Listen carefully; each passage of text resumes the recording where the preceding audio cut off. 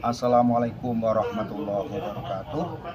Kajian kitab Sabilil Abid, yaitu tentang Syu'bul Iman atau cabang-cabang iman yang ke-66. Yang ke-66. Jadi di sini cabang iman yang ke-66 itu bagi kita orang mukmin, orang Islam itu harus menutupi kekurangan atau menutupi kejelekan saudara kita orang Islam.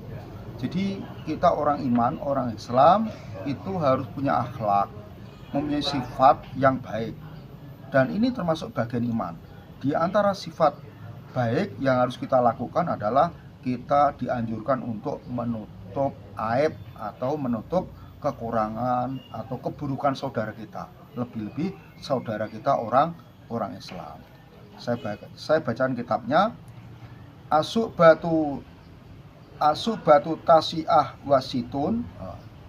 Adapun cabang iman yang ke-69, ini cabang iman yang ke-69, yaitu iku nutupi alane wong Islam kabeh. Jadi ini cabang iman yang ke-69, yaitu menutup keburukan saudara kita orang Islam. Ojo pisan-pisan buka celane wong Islam. Jangan sekali-kali kita membuka tentang keburukan atau aib kita sesama saudara muslim. Lan ojo pisan-pisan ngrasani wong Islam. Kita dilarang untuk menggunjing, membicarakan keburukan-keburukan orang lain, apalagi keburukan saudara kita sesama muslim, kecuali ada alasan-alasan syariat ya.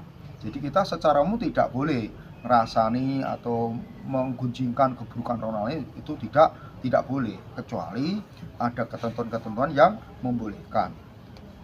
Angin kena den rasani olone krana arah supaya wong liya aja kumpul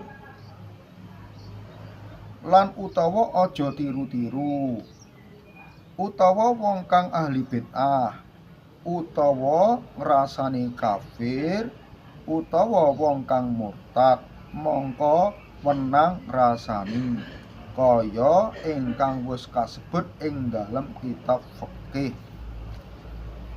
Ngendika Ibnul Azabi, sayugya ing ngatasé saben-saben wong Islam nalika ningali ahli baiti Rasulullah sallallahu alaihi wasallam padha nglakoni ingkang mungkar, arep nekotaken setuhune kelakuan mengkono iku wis den ampuni dening Allah Ta'ala.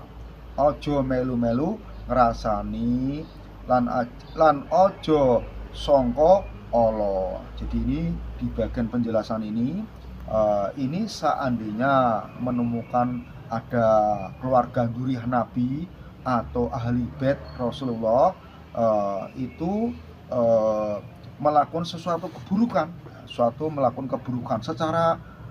secara kasat mata, itu dzurriyyah Nabi atau keluarga Nabi itu melakukan suatu keburukan ya.